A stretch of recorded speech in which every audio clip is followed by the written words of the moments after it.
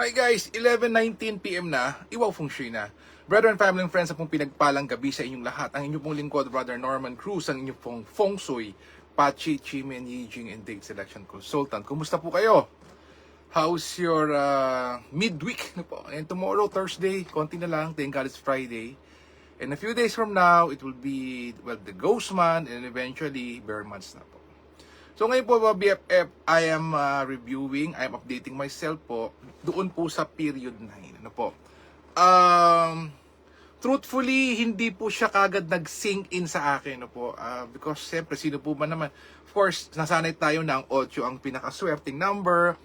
Period of 8 for the last 20 years, kung saan po tayo nagsimula po ng Feng Shui way back 2004. Period 8 po yon. So, I've enjoyed period 8 so much. I've seen myself, of course, yung may clients ko po, seen me grow. And then, now, noong pong last year of February 4, 2024, nagsimula na po ang period 9 for the next 20 years. No po?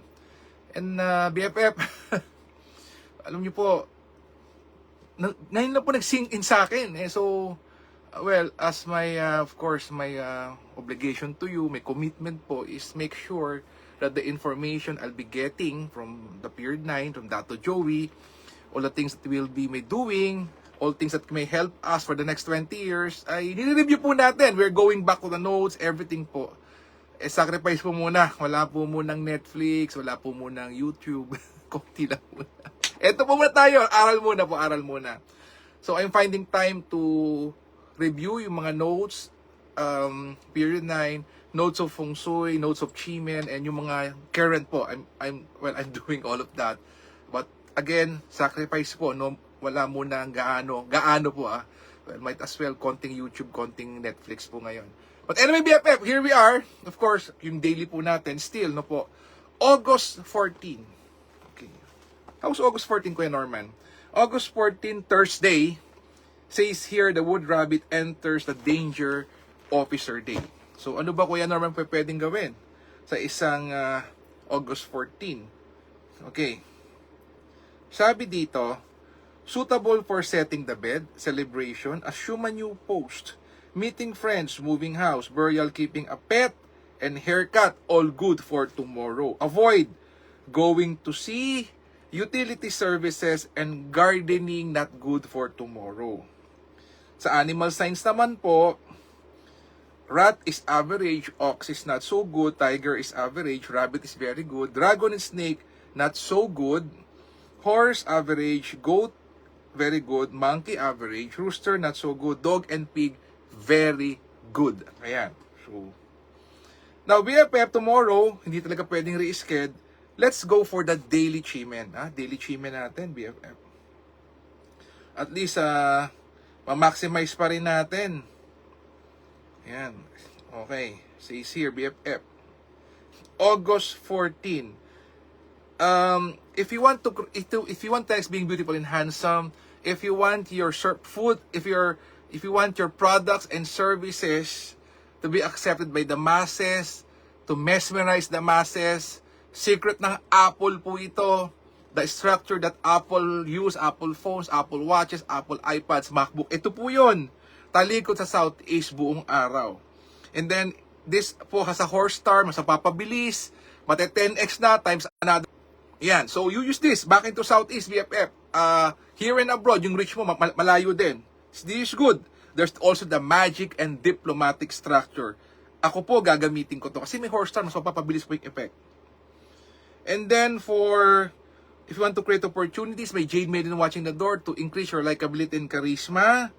Meron din po itong to attract high caliber people. Also wisdom, back naman sa west. Anything to do with finances and helpful people, talikod sa north. And of course, siyempre po, health is wealth. And negotiations, heart-to-heart talk, make peace, make amends, talikod naman po sa northwest. So there you have it, BFF. So if I were you, I'll be using po ito pong backing to Southeast whole day. Because this is used to influence the masses, used to influence the people. Ito po gamitin ko. This alone, BFF, also the power of visualization, the power of foresight po, I'll be using Southeast. Again, BFF, don't forget the 4 things. Actually, 5 eh. Yung 5 is you make a donation. But the first is let go of the past. Bad people, betrayal, bad experiences, lose opportunities, you have to let go. 2, open up for new people, new opportunity, new situation to come into your life. Number 3, give thanks upstairs and to the one who really love you and appreciate you. Number 4, pray, wish, manifest, visualize, and ask for what you want. Count from 64 to 1, BFF and tamang direction mo dapat use the compass back into Southeast. And 5, donate, donate, donate. Don't you forget that. 5 steps tayo. Again, BFF, I'll keep this simple, back into Southeast. If you want naman to increase your likability and charisma, talikod ka naman and increase more wisdom, talikod ka naman sa West and to create opportunities. So either Southeast or West. You use both, up to you. Basta make sure you know what you're doing and make sure that you're seated and you are back into the right direction. Use the compass. Huwag niyo pong huhulaan, ha? Use the compass. Even po yung phone compass can be used.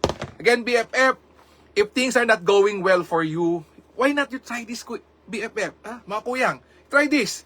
If you feel that the world is against you, everything is misaligned, try this. This might align things for you. Don't you? Sayang po eh. Gamitin po natin. It's free wifi. Gamitin natin. Just use the direction. And it's whole day. Kung hindi mo feel ngayon, tomorrow you can do it anytime. Basta bago mag 10:59 p.m., you can use this structure that I've shared with you. UFF, use this. You've been manifesting, you've been praying for so long a time. I know you're doing it. But this has direction. This has time and alignment. You do it, BFF. It will work for you. Po, don't you forget that. Again, BFF, let us continuously pray for each other. For we do not know if our BFF is sick, may cancer, cannot pay its bills, mentally troubled, physically troubled, financially troubled, spiritually troubled. Let's pray for them. Let's pray for our leaders. Let us pray for world peace. Let us heal as one. Let us be a blessing to others. God bless us all with a grateful heart. Marami pong salamat sa inyong lahat. God bless. Good night. Our exchange of energies is like and share. See you again tomorrow, BFF. Happy Thursday. Bye-bye.